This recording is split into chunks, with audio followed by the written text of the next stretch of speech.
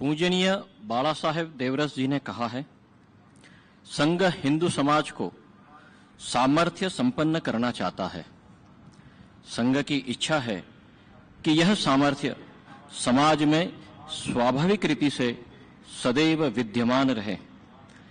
किसी बाह्य संगठन द्वारा सदैव समाज की रक्षा की जाती रहे, यह उचित नहीं। समाज अपनी हर समस्या का समाधान स्वमेव सदा करता रहे।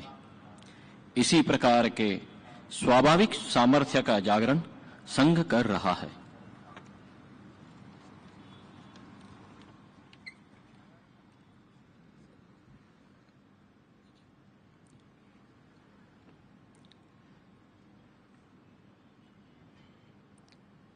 सकल जगत का मंगल करने त्रिभुवन में हम प्रेम भरे।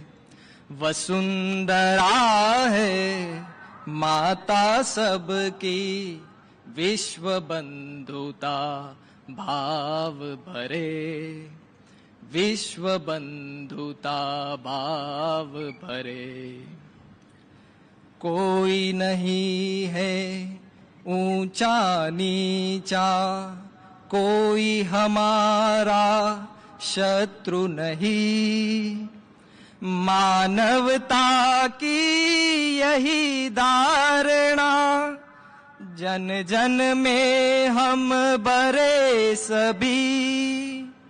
विश्व शांति है ध्येय हमारा, मंत्र यही गूंजे जग में। सकल जगत का मंगल करने त्रिभुवन में हम प्रेम भरे। वसुंधरा है माता सबकी, विश्व बंधुता भाव भरे। विश्व बंधुता भाव भरे। अधिष्ठान अध्यात्म ज्ञान का और साथ विज्ञान रहे। वसुधा को समृद्ध बनाने मानव मानव साथ चले। वर्ण वंश के भेद मिटाने यत्न भगीरथ सभी करे।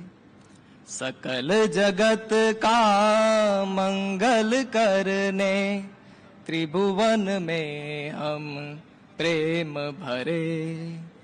वसुंधरा है माता सबकी, विश्व बंधुता भाव भरे। विश्व बंधुता भाव भरे। संघर्षों का भीषण स्वर यह आज सभी को दहलाता। अणुअस्त्रों का नाम मात्र सुन थर्राती धरती माता। शांति समन्वय मंत्र सुनाकर मनुज मनुज में धैर्य भरे। सकल जगत का मंगल करने त्रिभुवन में हम प्रेम भरे। वसुंधरा है माता सबकी, विश्व बंधुता भाव भरे। विश्व बंधुता भाव भरे। वेश भले ही अलग अलग हो, जीवन दृष्टि एक रहे। पंथ भिन्न हो पर मानस में, भाव सभी का एक रहे। सत्य सनातन उसी भाव का गगनांचल में घोष करे, सकल जगत का मंगल करने, त्रिभुवन में हम प्रेम भरे। वसुंधरा है माता सबकी, विश्व बंधुता भाव भरे, विश्व बंधुता भाव भरे।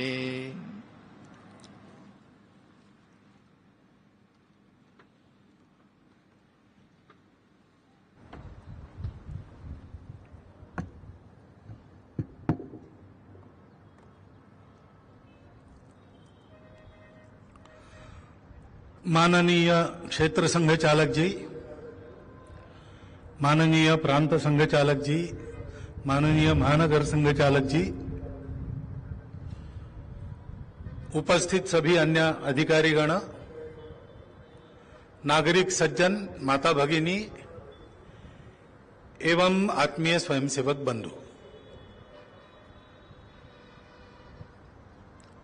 हम सबके संपूज्य डॉक्टर बाबा साहब आम्बेडकर जी का आज जन्मदिन सारे देश में मन रहा है।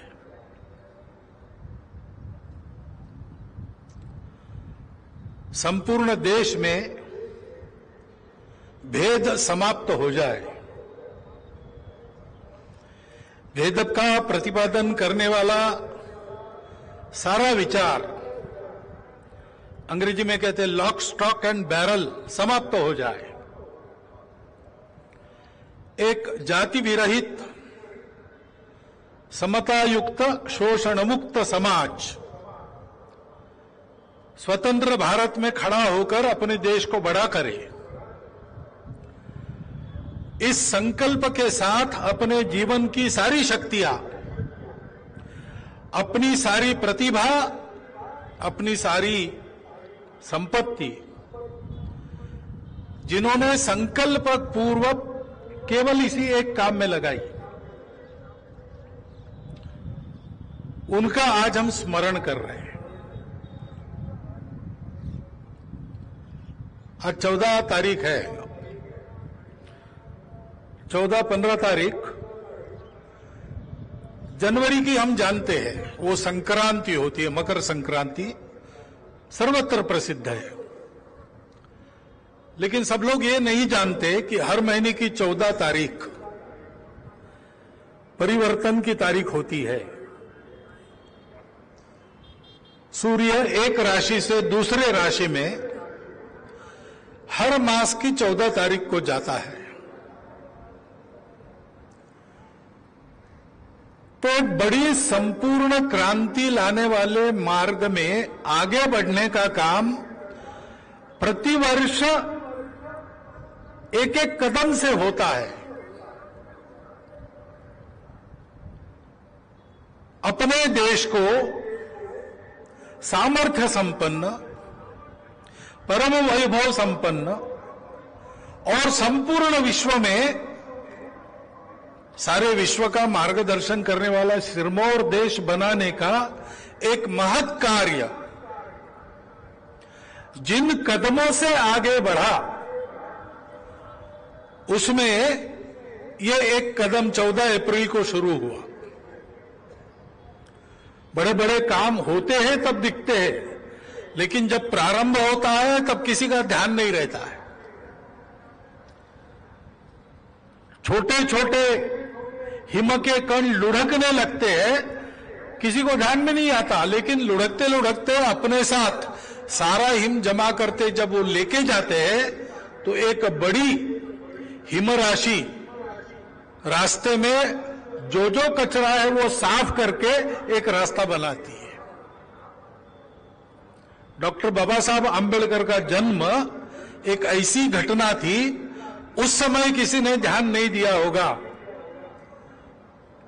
लेकिन वो कदम जब पूरा हुआ तो क्या परिवर्तन आया वो हम देख रहे हैं। डॉक्टर बाबा साहब तो चले गए, लेकिन वो परिवर्तन अभी आना बाकी है। उस बढ़ते कदम की दिशा में हमको हमारे कदम बढ़ाने हैं, क्योंकि हम यहां पर जो संघ के स्वयंसेवक बैठे हैं हम, और यहां पर हमारे जो नागरिक सज्जन माता भगिनी बैठी है, हम सब अपनी स्वतंत्रता का 75वां वर्ष देख रहे, संपन्न कर रहे। उस स्वतंत्रता में अपने वास्तविक स्व की अभिव्यक्ति प्राप्त करने के लिए तंत्र हमारे हाथ में आया, हमारे प्रयास से हमने हाथ में लिया। इस देश में विदेशी नहीं चाहिए, हमारे अपने हाथ में हमारा राज्य चाहिए। किस लिए चाहिए? इसलिए कि गुलामी में स्वयं की अभिव्यक्ति नहीं हो सकती, स्वतंत्रता में होती है। हम स्वतंत्र हुए, स्वतंत्र बनने के लिए स्वतंत्र हुए। वो हम कहानी सुनते हैं, विक्रमादित्य का राज्याभिषेक, उसको एक ऐसा सिंहासन मिला जिस पर बैठने से छोटा बालक भी अच्छी तरह से न्याय कर सकता था, ऐसा कहानी में है। वो सिंहासन उज्जैनी में, राजधानी में उसने लाया। उस पर बैठूंगा तो सत्य और न्याय नीति का ख्याल रखते हुए अपने राज्य को चलाऊंगा, इसलिए उस पर आरोहण करना है, ऐसा उसने सोचा। सिंहासन तो मिल गया, लेकिन जब उस पर चढ़ने को गया तो सिंहासन की 32 पैड़ियां थी। एक पैड़ी पर पैर रखा पहले ही तो वहां एक पैड़ी के सजावट में एक मूर्ति लगी थी, पुतली, गुड़िया धातु की। वो बोल उठी कि राजा, तुम इस सिंहासन चढ़ने के लिए एक पैर रख रहे हो, लेकिन तुमको पता है क्या इस सिंहासन पर कैसे कैसे लोग बैठे, उनके कैसे गुण थे, उनका कैसा पराक्रम था? तो राजा पूछता है, बताओ। तो वो एक कहानी बताती है और कहती कि सोचो तुम ऐसे हो क्या। राजा सोचता है दिन भर, और दूसरे दिन आता है कि हां मैं ऐसा हूं, दूसरी पैड़ी पर पैर रखता है, दूसरी पुतली बोल उठती है। ऐसे 32 कहानियां सुनकर उन 32 निकोषों पर मैं योग्य हूं ऐसा करते हुए फिर वो सिंहासन का आरोहण करता है। उसका नाम अपने देश के इतिहास में, दुनिया के इतिहास में अमर हो जाता है। 15 अगस्त 1947 को हमको स्वातंत्र्य मिला। डॉक्टर बाबा साहब के नेतृत्व में हमने अपना संविधान बनाया। उस संविधान का भारत की संसद में जब लोकार्पण हुआ तो बाबा साहब आंबेडकर ने 2 भाषण किए। वह भाषण हम सब भारतीयों के लिए, जो स्वतंत्रता इतने सारे वीरों के त्याग बलिदान से हमको प्राप्त हुई, हमारे पूर्वजों के कठोर परिश्रम से हमको प्राप्त हुई, उस स्वतंत्रता के लिए स्वयं को योग्य बनाने का पथ प्रदर्शन हमारे लिए है। उसको प्रतिवर्ष 14 अप्रैल को और 6 दिसंबर को हम सबको पढ़ना चाहिए। उसके प्रकाश में हम चल रहे हैं कि नहीं चल रहे, इसका आत्मचिंतन करना चाहिए। इतना वो सारे भाषण पथ प्रदर्शक है। उसमें वो कहते एकता का महत्व। बाबा साहब कहते दोनों भाषणों में 2 बातें आई है, मैं शब्दशाह नहीं बता रहा हूं, भाव बता रहा हूं। वो कहता है कि हमारे देश को किसी परकीय शक्ति ने अपने ताकत के कारण नहीं जीता, आपस के भेदों के कारण आपस में लड़ते हुए हमने उनको चांदी की थाली में अपना देश पेश किया, वरना किसी की हिम्मत नहीं थी हमारी स्वतंत्रता छीन लेंगे। आगे वो कहते हैं आज इस संसद में विभिन्न विचारधाराओं के मानने वाले हम लोग इस संसद में संसद के सदस्य के नाते अपने अलग अलग कैंप्स बनाकर बैठे हैं। प्रजातंत्र का जो रूप हमने स्वीकार किया है उसमें यह होना ही है, परंतु हमको ध्यान रखना पड़ेगा कि मतभेदों के ऊपर हम सब लोगों को देश के लिए एक रहना है। देश के लिए राजनीतिक स्वतंत्रता, आर्थिक स्वतंत्रता का प्रावधान संविधान में किया गया है, परंतु सामाजिक समता के बिना ये आर्थिक और राजनीतिक समता, स्वतंत्रता प्रत्यक्ष में नहीं आएगी। और इसलिए उसका क्या करेंगे, उसको हमको लाना पड़ेगा। समाज के भेदों को मिटाना पड़ेगा। हमारा समाज अलग अलग तबकों का समाज, उसको एक होना है ऐसा नहीं है। हम एक समाज है पहले से। बीच के कालावधि में हमने ही अपने हाथ से ये अलग अलग वर्ग, जाति आदि निर्माण करके उसमें दूरियां बनाई। ये अब मैं कह रहा हूं, विदेशी लोगों ने उसका लाभ लेकर उसको और चौड़ा बनाया। इस चक्रव्यूह के बाहर हमको आना पड़ेगा, एक बनना पड़ेगा, क्योंकि आखिर ये सब सपने हमको साकार करने हैं। राष्ट्रीय स्वयंसेवक संघ की स्थापना भी क्यों हुई? डॉक्टर हेडगेवार बचपन से देश के लिए चलने वाले हर काम में सक्रिय थे। देश के स्वतंत्रता के लिए उत्कट इच्छा उनके भी मन में थी। उसके लिए सब कुछ न्योछावर करने की उनकी तैयारी मन की हो चुकी थी। माता पिता दोनों बचपन में चले गए, इसलिए घर का कोई पास उनके पास नहीं था। घर संभालने का दायित्व भी नहीं था, इसलिए देश के लिए चलने वाले हर काम में उन्होंने भाग लिया। समाज सुधार के काम हो, समाज प्रबोधन के काम हो, समाज में आर्थिक उन्नति करने के लिए कोऑपरेटिव बैंक जैसे उपक्रम हो, समाज के प्रबोधन के लिए वृत्तपत्र चलाना, उसके संपादक बनना हो, स्वतंत्रता के लिए आंदोलन के मार्ग से चलने वाला कांग्रेस का काम हो, अथवा शस्त्राचार से ब्रिटिशों को भगाने की आकांक्षा रखने वाले क्रांतिकारक हो, जो जो भी समाज के उन्नति स्वतंत्रता के लिए चलता था उसके वो कार्यकर्ता बने।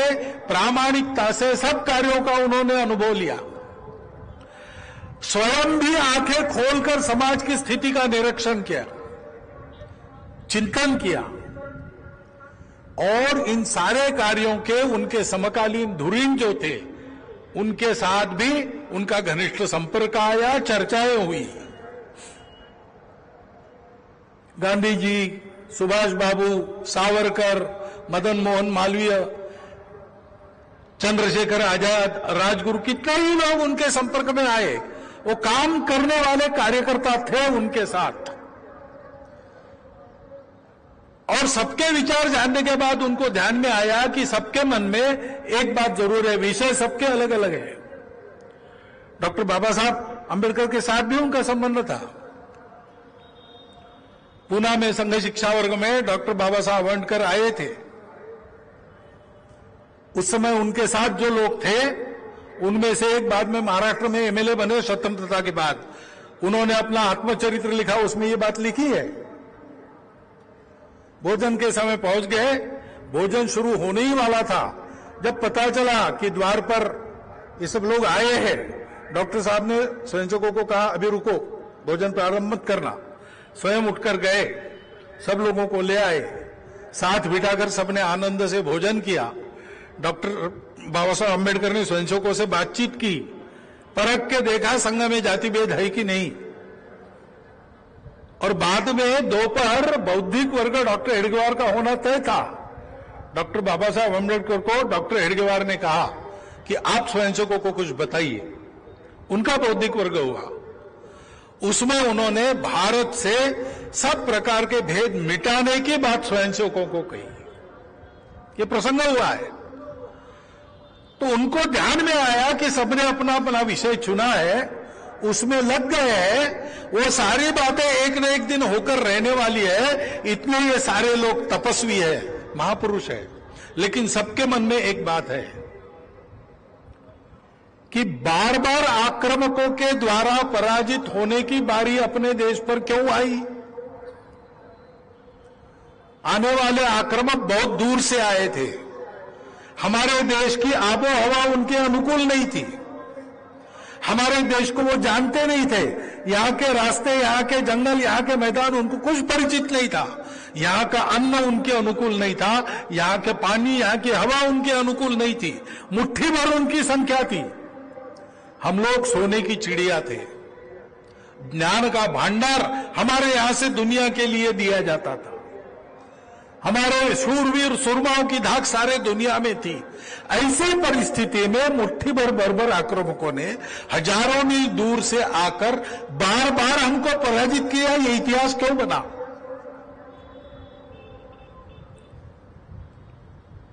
सिकंदर के पहले से उन्हों के आक्रमण से तांता लगा है ब्रिटिशों तक। ये क्यों हुआ है? इसलिए कि हम दुर्बल है, हमारी दुर्बलता के कुछ कारण विद्यमान है। उन कारणों को हटाकर एक सबल समाज जब तक बनाते नहीं, शक्ति संपन्न, तब तक ये बार बार होने वाली बीमारी जाएगी नहीं। इस काम को किसी ने करना चाहिए। हमारे पास समय नहीं है, लेकिन किसी ने करना चाहिए, ऐसा सबको लगता था, और डॉक्टर हेडगेवार को भी ऐसा लगता था। 1911 से 14 वो कलकत्ता में थे, क्रांतिकारकों के संबंध में थे, अनुशीलन समिति के, अंतरंग समिति के सदस्य थे। त्रैलोक्यनाथ चक्रवर्ती जी प्रसिद्ध क्रांतिकारक कलकत्ता में रहते थे, उनको एक बार मिलने के लिए गए और डॉक्टर साहब ने ये सब बताया उनको कि ऐसा मेरे ध्यान में आया है, सब लोग ऐसा सोच रहे हैं। और उन्होंने कहा कि लगता है कि कोई नहीं करेगा तो ये काम मुझे ही करना पड़ेगा। डॉक्टर साहब की जन्मशती के समय, समिति बनाते समय, त्रैलोक्यनाथ जी चक्रवर्ती जो दिल्ली में आ गए थे रहने के लिए, बहुत आयु हो चुकी थी, उनको समिति सदस्य बनाने के लिए हमारे कार्यकर्ता गए, तब उन्होंने ये बात बताई। और इसलिए एक शक्ति संपन्न, भेद रहित, गुण संपन्न, और जिसके सामने देश का हित अपने जीवन कार्य के नाते संकल्प में मन में पक्का है, ऐसा हिंदू समाज बनाने के लिए संघर्ष शुरू हुआ। अपने स्वतंत्रता को अपने त्याग बलिदान परिश्रम से हमको देने वाले इन सभी महापुरुषों के संकल्पों को सत्य सिद्ध करने वाला समाज गढ़ना पड़ेगा। उसके लिए संघ का कार्य है, और संघ को कुछ नहीं चाहिए। परम वैभव संपन्न विश्वगुरु भारत के समाज से गढ़ेगा। और इसलिए हमको भी विचार करना पड़ेगा। स्वतंत्र होकर 75 वर्ष हुए, डॉक्टर बाबा साहब आंबेडकर जैसे और उनके समकालीन और सभी महापुरुष जिन्होंने देश के लिए प्रामाणिकता से, निस्वार्थ बुद्धि से किसी न किसी क्षेत्र में काम किया, विचारधारा कुछ भी हो, जिनकी प्रामाणिकता थी, जिनका त्याग था, उन लोगों के संकल्प भी थे। भारत के करोड़ों करोड़ों लोगों की आकांक्षाओं को सत्य सिद्ध करने के लिए उन्होंने एक एक कार्य चुना था, उसमें कुछ संकल्प लिए थे। उन संकल्प को सत्य सिद्ध करने के लिए आवश्यक योग्यता लाने का हमारा क्या प्रयास चल रहा है? क्योंकि आखिर निर्भर तो इसी पर करता है। चुनौतियां बहुत है। आज हमारा देश दुनिया में बड़ा हुआ है, उसकी प्रतिष्ठा बनी है, उसका वजन बढ़ रहा है, उसकी संपत्ति बढ़ रही है। देश की जनता में देशभक्ति का संचार फिर से होने लगा है और फलस्वरूप G20 का नेतृत्व करने का अवसर भी इस बार अपने देश को मिला। ये गौरव भी बढ़ रहा है, परंतु संकट भी है। पश्चिम सीमा, उत्तर सीमा हम निश्चिंतता से सो सकते हैं, इतनी सुरक्षित नहीं है। हमारे सैनिकों को तो जागना ही पड़ता है, हमको भी जागना पड़ता है।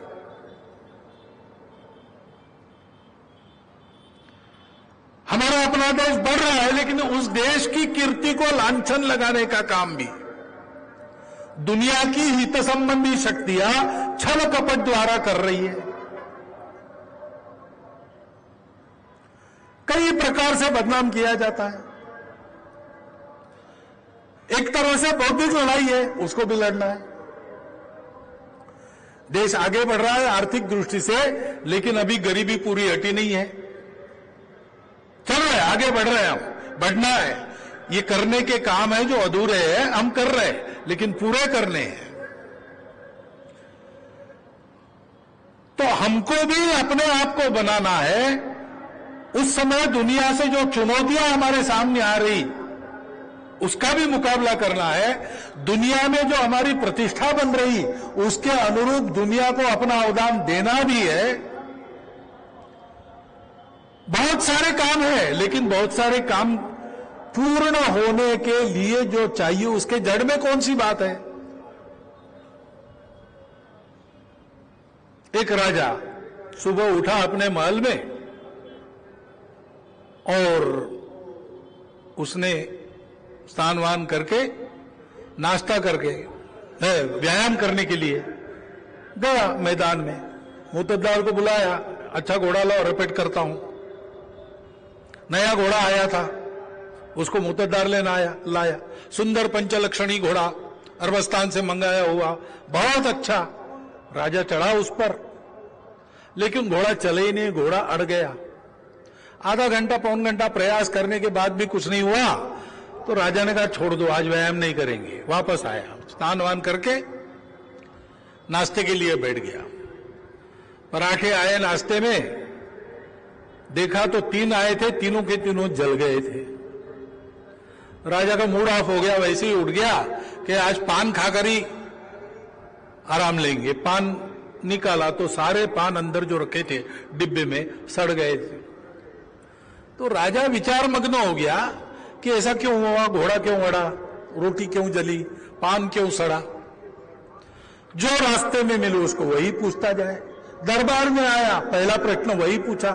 लोगों को समझ में नहीं आया क्या प्रश्न है, घोड़ा क्यों अड़ा, रोटी क्यों जली, पान क्यों सड़ा। तो एक अनुभवी वृद्ध दरबारी था, उसने ध्यानपूर्वक राजा की मुद्रा देखी, राजा के ये प्रश्न सुने और उत्तर दिया, महाराज एक ही कारण है, घुमाया नहीं इसलिए। घोड़े को जिस मैदान में रपेट करवानी है उसका परिचय करवाते, उसको घुमाते हैं, बाद में वो जाता है। नए ग्राउंड पे एकदम पैर रखने को घोड़ा हिचकिचाता है, और रोटी सेकते समय घुमा ही नहीं, पलटा ही नहीं तो जल जाती है। और पान खाने वाले शौकीन लोग जानते हैं, पानदान में पान बदलने पड़ते, उलट फेर करके रखने पड़ते, नहीं तो सड़ जाते हैं। इसे अपने देश के सामने करने को कुछ है, चुनौतियां कुछ है, ऐसी बहुत सारी बातें हैं, लेकिन मूल में एक ही बात है कि इन सबको कर सकने वाला शक्ति संपन्न, गुण संपन्न, एकता युक्त, समता युक्त और शोषण मुक्त समाज जीवन चाहिए। क्योंकि बड़ा करने वाला देश को तो समाज होता है। देश को बड़ा करने के लिए, देश को, तंत्र को चलाने वाले लोग, प्रजातांत्रिक देश में तो लोगों में से ही आते हैं, जैसे लोग वैसे राज्य करता। सारे अफसर, सारे इंजीनियर, सारे डॉक्टर समाज में से ही आते हैं। उस समाज को गढ़ने का काम करना पड़ेगा। और यह गढ़ना कैसे होता है? तो किसी भी काम के लिए तैयार होना है तो रोज व्यायाम करना पड़ता है, रोज अभ्यास करना पड़ता है। परीक्षा में मेरिट आना है तो भी रोज कोई कुश्ती जीतनी है तो भी रोज अभ्यास व्यायाम करना ही पड़ता है। देश को बड़ा करने का इतना बड़ा काम है तो उसके लिए रोज का व्यायाम कौन सा है? वो एकमात्र व्यायाम संघ की शाखा है। संघ शुरू हुआ तब ये शाखा किसी को समझ में नहीं आती थी। आज भी बहुत समझ में आती है ऐसा नहीं है, लेकिन इस शाखा से कुछ होता है ये तो सबके ध्यान में आ गया है, क्योंकि 98 साल की तपस्या में इस शाखा में ऐसे निकले स्वयंसेवक बहुत कुछ कर रहे हैं। 1,30,000 के ऊपर छोटे बड़े सेवा कार्य बिना सरकार का पैसा लिए समाज के पास जाकर या अपने घर से खर्चा करते हुए अपना समय देकर स्वयंसेवक चला रहे सारे देश में। मिजोरम से लेकर तो कच्छ सीमा तक और कश्मीर से लेकर तो कन्याकुमारी तक सर्वत्र स्वावलंबन के, संस्कार के, शिक्षा के, चिकित्सा के काम इन सेवा कार्यों के द्वारा हो रहे हैं। समाज जीवन के सब अंगों में स्वयंसेवक काम कर रहे हैं। जहां कर रहे हैं वहां समाज के विश्वास पात्र बन रहे हैं। फलस्वरूप समाज भी आज संघ को आस्था की नजर से देख रहा है और चाहता है कि संघ कुछ करे, लेकिन कोई कुछ करे ऐसे काम नहीं होगा। हमारा काम हम सबको खुद को करना पड़ेगा। जैसा मैंने कहा, समाज बलवान होना चाहिए तब सब होता है। कोई एक व्यक्ति, एक पार्टी, एक तत्वज्ञान, एक नारा, एक अवतार, एक महापुरुष देश को बड़ा नहीं कर सकता, देश की समस्याएं पूर्ण रूप से नष्ट नहीं कर सकता। ऐसा अगर होता तो पिछले 200 वर्षों में सारे दुनिया के संपूर्ण इतिहास में जितने महापुरुष हुए उससे ज्यादा महापुरुष हमारे देश में हुए। गांव-गांव से लेकर और राष्ट्र स्तर तक सर्वत्र हुए। संपूर्ण दुनिया जिनके जीवन को देखती है, विवेकानंद, महात्मा गांधी जैसे, डॉक्टर अंबेडकर साहब जैसे, ऐसे महापुरुष हो गए। लेकिन हमको अभी भी काम करना बाकी है, हमको आगे चलना है। क्यों? क्योंकि ये सब सहायक होने वाली बातें हैं। सिंहासन तो ऐसा है कि यहां बैठ जाओ तो छोटा बालक भी न्याय नीति से राज्य चला सकता है, न्याय दे सकता है, सत्य के आधार पर चलता है। परंतु उस सिंहासन पर चढ़ने वाले को एक एक कदम योग्यता का आगे बढ़ना पड़ता है। प्रजातंत्र में प्रजा राजा होती है, राजा को राजा बनाने वाली भी प्रजा होती है, और इसलिए प्रजा की योग्यता संघ जैसे संगठन को भी ठेका देने से यह होने वाला नहीं है। संघ जरूर सहायक होगा, संघ इस दृष्टि से समाज को तैयार करेगा, लेकिन देश के परम वैभव संपन्नता की मंजिल को पाने वाली राह सबको चलनी होगी। और इस दृष्टि से करने लायक कुछ काम है जो हम सब कर सकते हैं। उसके लिए योग्य बनने का काम संघ की शाखा में होता है। संघ की शाखा में आइए, योग्य बनिए। संघ का स्वयंसेवक योग्य बनने के लिए संघ में आता है और योग्य बनते बनते अपने रुचि, क्षमता, समय के अनुसार कोई काम चुनता है संघ को चलाने का, अथवा समाज में जो आवश्यक है वो उसको चुनता है और प्रामाणिकता से, निस्वार्थ बुद्धि से, तन मन धन पूर्वक देश के वैभव के लिए उस काम को करता है। आप भी कर सकते हैं, लेकिन मैं जानता हूं सब लोग शाखा में आएंगे ऐसा नहीं है। सब हमारी माता बहनें राष्ट्र सेविका समिति में शाखा में जा सकेगी ऐसा नहीं है, लेकिन सब लोगों को कुछ न कुछ योग्यता तो अपने संस्कारों से, अपने घर से, अपने शिक्षा से मिली ही है। और देश को अच्छा बनाने के लिए ताकत लगाने का प्रामाणिक संकल्प है, बिना किसी स्वार्थ के, बिना किसी मान पद प्रतिष्ठा की आकांक्षा से देश के लिए हम जीना अगर चाहते हैं तो वो संकल्प ही हमारी राह आसान करता है, ऐसा भी होता है।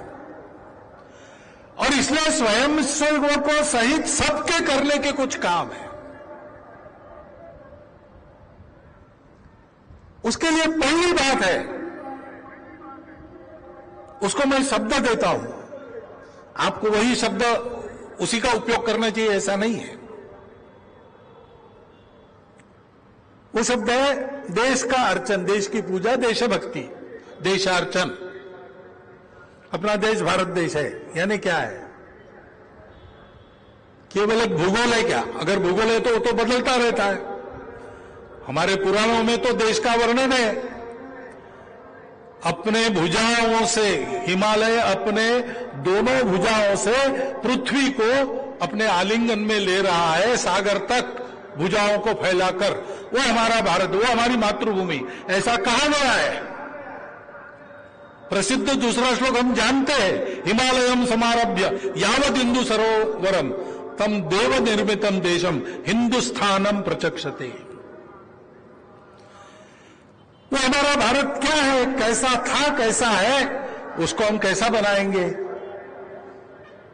भारत को जानना, उसकी नदियां, उसके पहाड़, उसके प्रांत, उसकी भाषाएं, उसके लोग, सबको जानना, उसकी परंपराओं को जानना, काल सुसंगत रखना, जो काल बाह्य है, विपरीत है, उसको छोड़ना। और ऐसे भारत का बनना, स्वयं को भारत बनाना। स्वयं को भारत बनाना क्या होता है? हम हैं भारत। लेकिन आपको पूछे अगर कोई आकर आप कौन हो, तो आप भारत नहीं बताते, आप अपनी भाषा बताते हैं, आप अपना प्रांत बताते हैं, आप अपनी जाति बताते हैं। सामान्य ऐसे ही है। हमारे देश को आक्रमण का सामना कभी करना नहीं पड़ा। ऐसे समय में हम सबको मानव मानते थे, इसलिए आप कौन हो ऐसे पूछा तो हम कहां के रहने वाले हैं, हमारा देश कौन सा है, हमारा समाज, हमारी संस्कृति, ये नहीं बताते थे। क्योंकि हम मानते थे सब लोग मानव है, सब लोग वसुधैव कुटुंबकम, पृथ्वी के रहने वाले हैं, जिनका स्वदेश भुवनत्रय है, ऐसे हम सब लोग हैं। और इसलिए बताना क्या है विशेषता? तो भाई मैं इसकी पूजा करता हूं, उसकी पूजा करता हूं, मैं ये भाषा बोलता हूं, वो भाषा बोलता हूं, मेरा गोत्र ऐसा है, वैसा है, मेरी जाति है, वो है। लेकिन ये विविधताएं हमारे भेद बन गई। उस भेद भावना को मन से हटाकर हम सबसे पहले भारत माता के पुत्र है। उसकी जो सनातन प्राचीन परंपरा है, जिसमें अनेक पूजाएं हैं, अनेक मतपंथ संप्रदाय है, अनेक जात पात है, जाएगी, लेकिन आज है। अनेक प्रांतों के रहने वाले लोग हैं, अनेक प्रकार का खान पान रीति रिवाज है, लेकिन ऐसा होने के बावजूद इन सबका स्वीकार और सम्मान करते हुए भी हम सबसे पहले भारत के हैं। भारतीय संस्कृति को, जिसको आज लोग हिंदू संस्कृति कहते हैं, सनातन धारा है उसकी, उसके अनेक नाम रहे हैं। उसको मानने वाले लोगों के समाज के हम अंग हैं। आज हमारी पूजा कोई हो, भाषा कोई हो, प्रांत कोई हो, डीएनए हम सबका एक है। हमारे पूर्वज भारतीय पूर्वज है। प्राचीन समय के ऋषि मुनियों, राजाओं से लेकर तो आज तक के हमारे देशभक्तों तक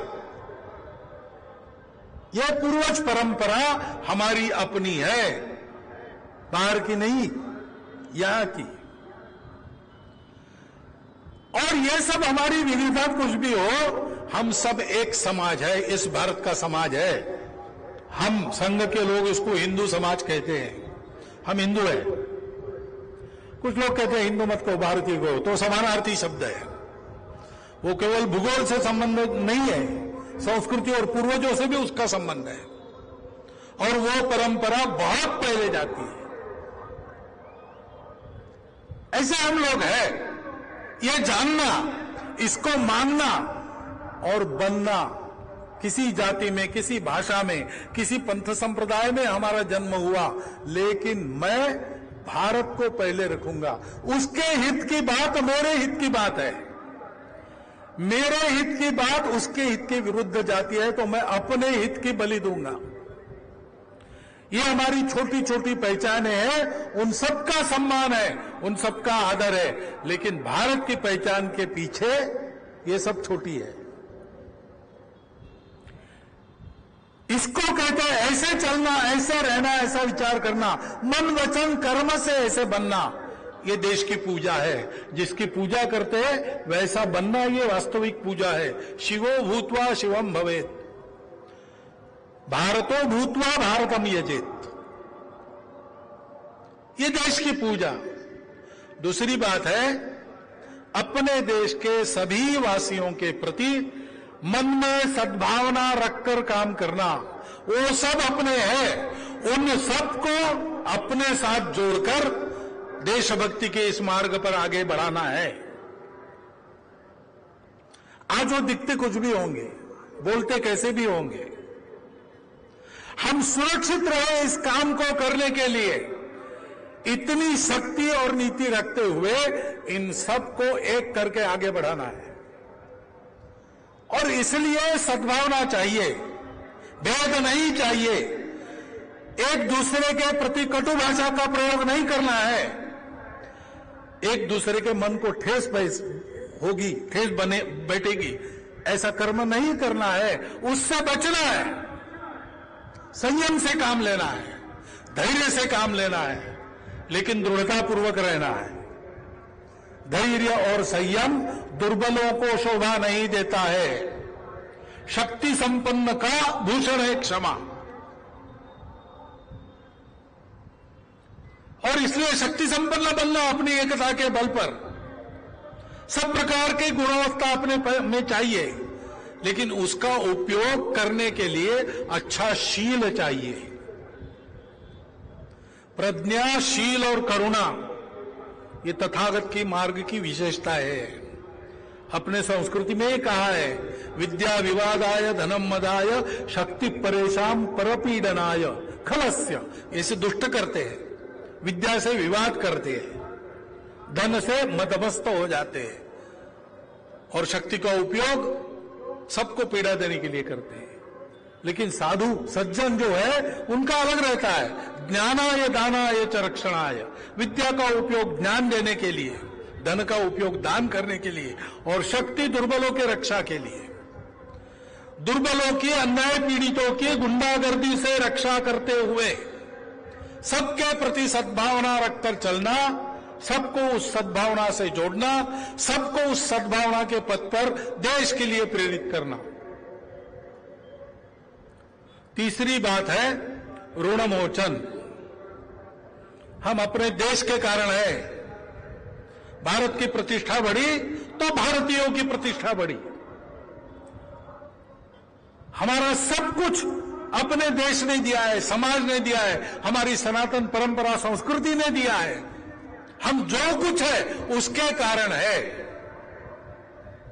उसके कारण हमारी शक्ति है, हमारे संस्कार है, हमारी पहचान है, हमारा स्थान है, हमारा रोजगार है। सब कुछ हमारे देश की स्थिति के कारण हमारा ठीक है। हमने उससे लिया है, उसको वापस करने के लिए हम कमा रहे हैं।